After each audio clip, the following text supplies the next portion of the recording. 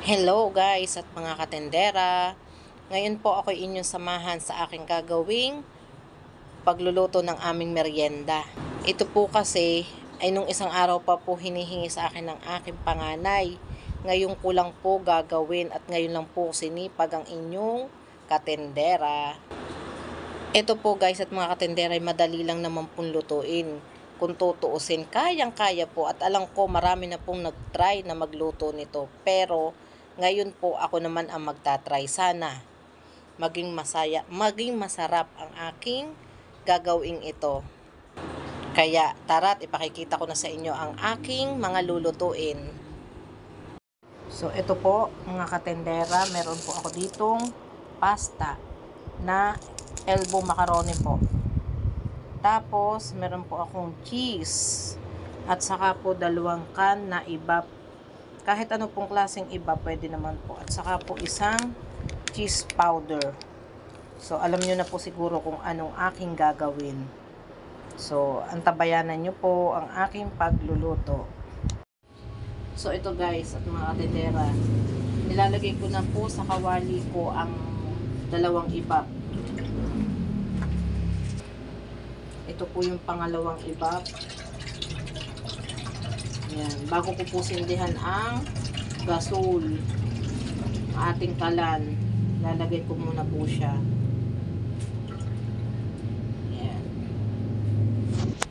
So, ayan po, sindihan ko na ng mahina lang po yung apoy natin.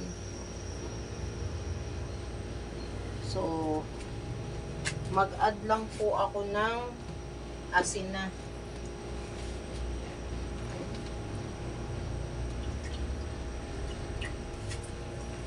Para may konti na pong lasa siya. Dahil wala po akong yung powder na paminta, ito na lang po. Konti lang po. Bahala nang mamili ang kakain. Hintayin lang po natin siyang medyo kumulo, tapos ilagay na po natin yung ating macaroni pasta. Ito po guys ay napanood din ho namin. Kaya ito, i-apply ko na. Tatry ko pong lutuin kung magiging masarap po ba. Ito po palang ating macaroni. Mahigit po ito yatang kalahating kilo. So, pero 2 ingkan lang po ang aking inilagay. So, ayan, medyo kumukulo na po. Pwede na po natin ilagay itong ating elbow macaroni. So, ayan. Oh, dahan-dahan. Baka hindi ko po rin ito mailahat. Ayan. Kasi, mukhang,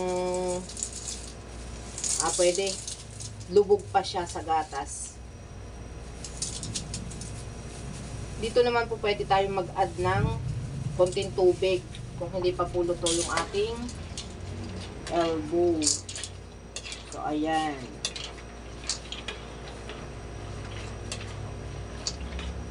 Siguro mga 15 minutes. Kasi sa napanood ko po, sabi niya 15 minutes daw po. 15 to 20 minutes siguro. So, ayan. Hintayin lang po natin siyang kumulo. Hindi ko na po siya tatakpan.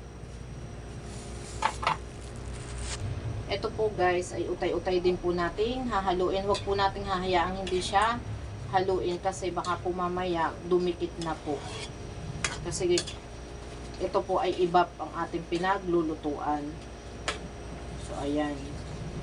Medyo nakulo-kulo na po siya. Namoy ko na yung amoy ng gatas niya guys.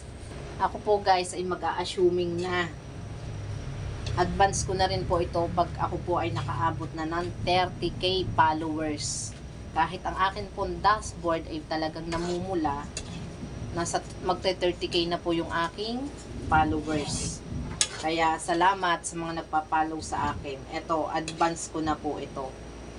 Baka po bukas nasa 30k na po tayo. I mean, ako pala. Ayan. So, kumukulo na po siya. Pero marami pa naman pong gatas. Atin lang po itong iigahin din. Tapos saka po natin lalagay yung ating cheese. Mukha po guys at mga katendera, mag-a-add po ako dito ng konting tubig kasi hindi nga po kung saan nun, medyo madami po pala yung aking macaroni. Kaya need po nating magdagdag ng konting tubig. Ito naman po hindi ko ilalahat. Lahat na po pala. Kasi hindi po talaga kakayanin. Medyo matigas pa yung ating elbow. Kaya need pa po natin ng konting dagdag. Dahil marami nga po itong ating nailagay na macaroni pasta. So, guys, hindi kinaya ng 2 latang kebab. Nagdagdag pa rin po ako ng isa. Tapos yun pong inad nating 1 basong tubig. Kasi napakarami nga po nitong aking nailagay na macaroni. Hindi kinaya. Medyo matigas pa po ang ating macaroni. Pero siguro naman po ito'y sasapat na. Pag naiga-iga po to, yun, okay na siguro po ito. So, ito guys, ilalagay ko na po yung ating 1 buong cheese. Para matunaw na po siya. Ayan.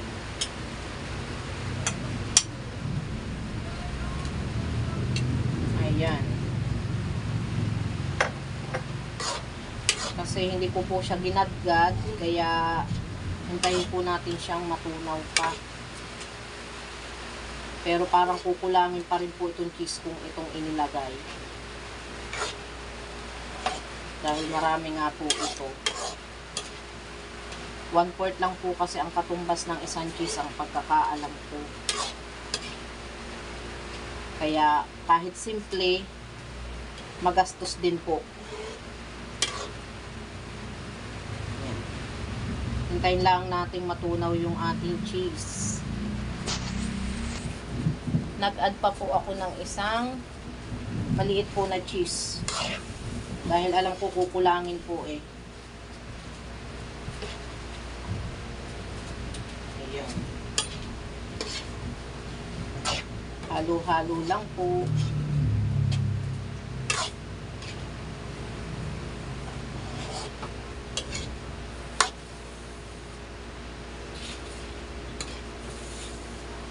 Para maging cheesy ang ating Big Mac.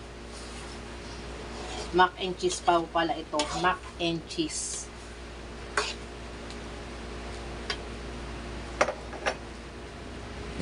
Ito na. Ngayon po, mag-a-add po tayo ng pampakulay. Ito po ay cheese powder. Ayan. Hindi po natin pwedeng damihan. At baka po umalat naman. Pampakulay lang po. So, malapit na po ito guys.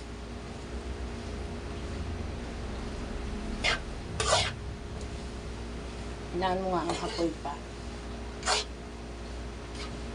Oops.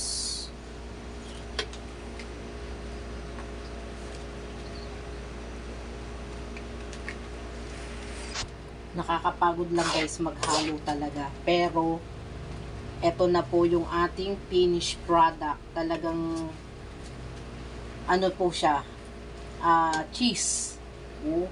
Ang ganda po.